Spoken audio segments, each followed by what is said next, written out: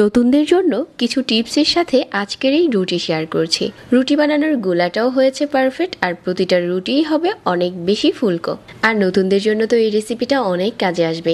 কিছু ছোট ছোট টিপস আছে, ওগুলো ফলো করলেই হয়ে যাবে। যারা এরকম সফট আর ফুলকো রুটি বানাতে চান, আজকের রেসিপিটা একটু কষ্ট করে দেখে নিতে পারেন। আজকের এই রুটি বানানোর জন্য আমি এখানে কাপ দিয়ে মেপে 1 কাপ আটা নিয়েছি, 1 কাপ পানি, 1 চা চামচ রান্নার তেল, আর এখানে নিয়েছি স্বাদমতো লবণ। তো প্রথমে হচ্ছে চুলায় একটা পাত্র বসিয়ে 1 কাপ পানি দিয়ে দিচ্ছি। আর পানিটা যখন ফুটতে শুরু করেছে তখন হচ্ছে আমি এখানে লবণ দিয়ে দিচ্ছি, আর হচ্ছে যে 1 চামচ তেল নিয়েছিলাম ওটা দিয়ে দিচ্ছি। তেল আর লবণটা পানির সাথে একটু মিশিয়ে নিচ্ছি। লবণটা যখন পুরোপুরি গলে গেছে ওই পর্যায়ে হচ্ছে আমি যে 1 কাপ আটা নিয়েছিলাম এখন আটাটা দিয়ে দিচ্ছি। আটাটা দেওয়ার পর সাথে সাথেই চুলাটা বন্ধ করে দিচ্ছি। চুলাটা বন্ধ করে দিয়ে এভাবে করে নেড়ে দিচ্ছি। আমার এখানে পানির মাপটা একদম ঠিক আছে। 1 কাপ আটার জন্য 1 কাপ পানি নেবেন। যদি রুটি বেশি করে তৈরি করতে চান ওই ক্ষেত্রে পানিটাও বেশি করে দিয়ে দিবেন।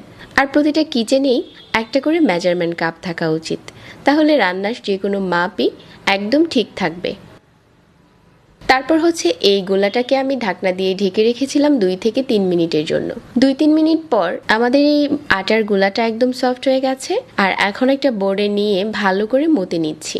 যতটা সম্ভব সফট করে মতে নেবেন। তারপর যে কটা রুটি তৈরি করব ওইরকম করে ভাগ করে নিচ্ছি। আপনি চাইলে আরও পাতলা করেও বানিয়ে নিতে পারেন। এখান থেকে ছোট একটা ডো নিয়ে উপরে আটা ছড়িয়ে দিয়ে তারপর হচ্ছে রুটিগুলো বেলে নিচ্ছি। তো এখন যদি চান এই বেলে নেওয়া রুটিটা ডিপ ফ্রিজে সংরক্ষণ করতে পারবেন কয়েক মাসের মতো। একবারে বানিয়ে নিলেই হয়ে যাবে। আর যদি মনে করেন যে নর্মাল ফ্রিজে রাখবেন তাহলে 2 থেকে 3 দিন এভাবেই করে বক্সে ভরে রেখে দিতে পারেন। আমি আজকে সবগুলো রুটি একইভাবে বানিয়ে নিচ্ছি। আর এভাবে করে বানিয়ে যে কোনো বক্সে নর্মাল ফ্রিজে রেখে দেওয়া যাবে 2 থেকে 3 দিন। প্রতিটা রুটির নিচে কোনো কাগজ দিতে হবে না, কিন্তু এটা একটার সাথে একটা লেগে যাবে না। যখন দরকার হবে শুধু ভেজে নিলে হয়ে যাবে। এখন আজকে এই রুটি আমি সেঁকে শেয়ার করছি। কিভাবে রুটি সেঁকলে রুটি অনেক বেশি ফুলকো হয়। প্রথমে হচ্ছে মাঝারি আঁচে আমি তাওয়াটা গরম করে নিয়েছি। তারপর একটা রুটি দিয়ে এক পাশ করে উল্টে দিলাম। এই এক পাশ উল্টে দিয়ে কিছুক্ষণ অপেক্ষা করছি। তারপরই দেখা যাচ্ছে যে রুটিটা ফুলে উপরে চলে আসছে। মাত্র 2 পাশ উল্টে নিলেই প্রতিটা রুটি এরকম ফুলকো হবে। গোলার এই টিপসটা যদি ফলো করেন তাহলে আপনার রুটিগুলো দেখতে এরকম ফুলকো আর পারফেক্ট রুটি বানানো হয়ে যাবে। আর এই রুটিগুলো এত বেশি সফট হয়েছে আপনি একবার বানিয়ে রেখে দিলে সারাদিন এই রুটিগুলো নরম তুলতুলে থাকবে। আশা করছি আজকে আটার রুটি বানানোর টিপসটা সবার কাছে ভালো লেগেছে।